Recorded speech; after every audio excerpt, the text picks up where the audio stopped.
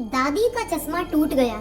चिंटू अपना होमवर्क छोड़कर मम्मी को बताने के लिए भागा। मम्मी उस वक्त टीवी देख रही थी। चिंटू ने टीवी की तरफ देखा। टीवी में सास बहू का नाटक चल रहा था और मम्मी की आंखों में आंसू थे। दादी का चश्मा टूट गया। इस बार चिंटू जोर से चिल्लाता हुआ बोला, टूट गया तो कौन सी आफत आ गई, बन जाएगा नया। अभी मेरे डायलॉग मिस मत करवा। कहते हुए मम्मी वापस टीवी देखने लगी। चिंटू सकपका गया। उसकी हिम्मत नहीं पड़ी कि वह मम्मी से चश्मे के बारे में दोबारा बात करे।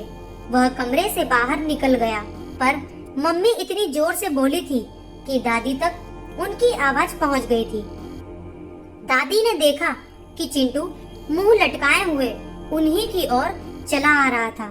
दादी कहते हुए चिंटू ने उनको पकड़ लिया।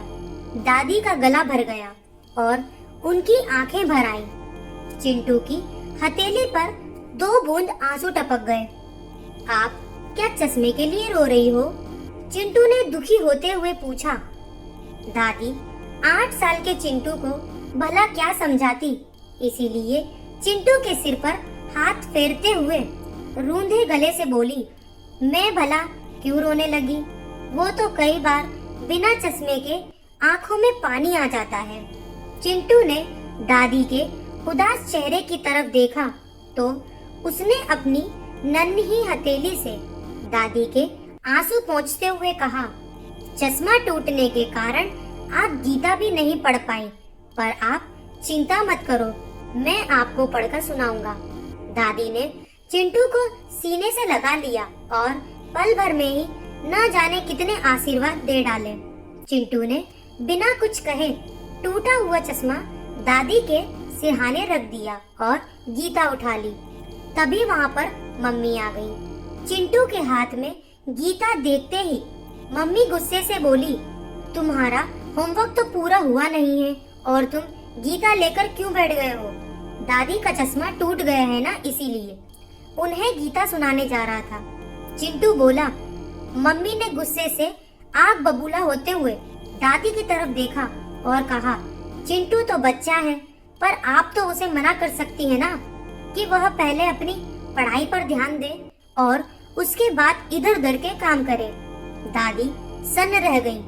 वह किसी अपराधी की तरह सिर झुकाकर बैठ गई। अपनी सफेद साड़ी से आंखें मसलते हुए वह बोली, मुझे तो पता ही नहीं कि किसके हाथ में गीता है।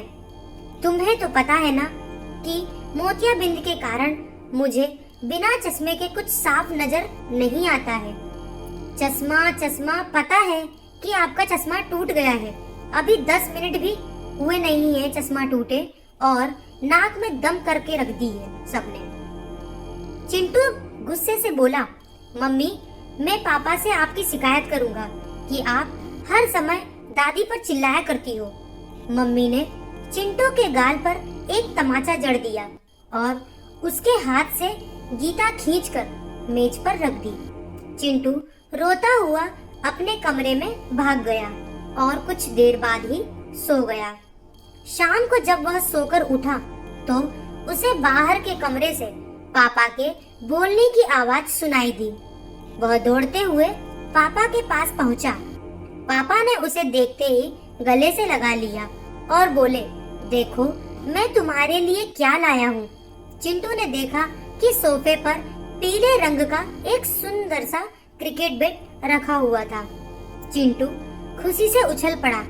बैट को देखते ही चिंटू अपना सारा दुख दर्द भूल गया और अपने दोस्तों को दिखाने के लिए तीर की तरह घर से बाहर निकल गया।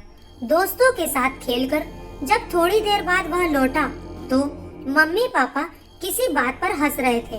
मम्मी उसे देखते ही बोली, पता है तुम्हारे पापा हमें घुमाने के लिए तुम्हारी मनपसंद जगह शिमला ले जा रहे हैं। शिमला का नाम सुनते ही चिंटू खुशी के मारे उछल पड़ा और बोला, अरे वाह, वहाँ तो बहुत मजा आएगा।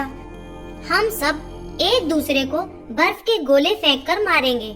मम्मी मुस्कुराते हुए बोली, अब चलो जल्दी से सब खाना खा लेते हैं, कल पैकिंग भी करनी है। हम परसों सुबह ही निकलेंगे।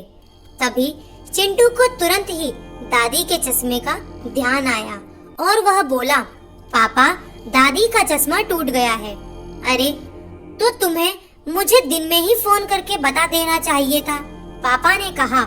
चिंटू ने मम्मी की ओर देखा, पर वह बिना कुछ बोले ही किचन में चली गई।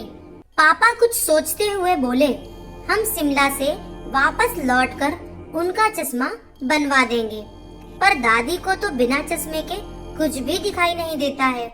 चिंटू परेशान होता हुआ बोला, तो तेरी दादी को कौन सी नौकरी करनी है? 4-5 दिनों की ही तो बात है, मम्मी ने चाय का कप पापा के आगे रखते हुए कहा। चिंटू ने आश्चर्य से मम्मी की ओर देखा। उसे विश्वास ही नहीं हुआ कि टीवी सीरियल पर किसी का दुख देखकर घंटों रोने वाली मम्मी को सामने बैठी दादी की परेशानी नहीं दिखाई दे रही। जब मम्मी पापा खाना खाकर सो गए तो चिंटू दादी के पास जाकर बोला, दादी, रीना आंटी तो काम करने के लिए दिन में आएंगी, पर रात में अंधेरे में आपको अकेले डर तो नहीं लगेगा?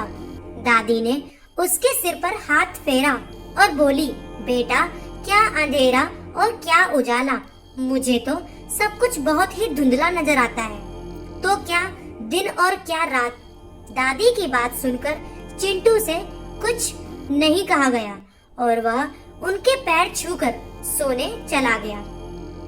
अगली सुबह जब वह पापा के साथ बैठा था तो पापा बोले, इस बार तुम्हारे जन्मदिन पर हम सब अनाथालय चलेंगे और वहाँ रहने वाले बच्चों को फल और मिठाई बांटेंगे। अनाथालय क्या होता है? चिंटू ने पूछा। जिनके मम्मी पापा नहीं होते हैं उन्हें अनाथ कहा जाता है, पापा बोले। तो पापा, फिर तो आप भी अनाथ हुए? चिंटू पापा को देखते हुए बोला। पापा का चेहरा गुस्से से लाल हो गया। वह चिंटू को चांटा मारने वाले ही थे कि मम्मी बीच में आते हुए बोली, दिखता नहीं है कि तेरी दादी ही तो तेरे पापा की मम्मी है, तो पापा अनाथ कैसे हुए? चिंटू बहुत जोर से रो पड़ा और सिसकते हुए बोला, अगर दादी पापा की मम्मी होती तो पापा कभी भी उन्हें इतने बड़े घर में अकेला छोड़कर नहीं जाते और उनका चश्मा भी बनवा देते, जबकि आप सबको पता है कि दादी को बिना चश्मे के कुछ भी नहीं दिखाई देता है। उन्हें अकेला छोड़कर हम सब सैर सपाटे के लिए शिमला जा रहे हैं। पापा के हाथ से पानी का गिलास छूट गया और कांच के टुकड़े चारों तरफ बिखर गए। मम्मी ने पापा की तरफ देखा। पापा सिर झुकाए दादी के कमरे की ओर जा रहे थे। मम्मी ने चिंटू को कसकर गले लगा लिया और बोली, मुझे माफ कर दो बेटा, पता नहीं मुझसे इतनी बड़ी गलती कैसे हो गई। दादी के कमरे में पापा दादी की गोद में सिर रखकर बच्चों की तरह रो रहे थे और दादी उन्हें ढेरों आशीर्वाद देते हुए अपने आंसू पोंछ रही थी। तो दोस्तों, कहानी आपको कैसी लगी कमेंट बॉक्स में जरूर बताएं और लाइक करें, शेयर करें, सब्सक्राइब करना ना भूलें। Thank you.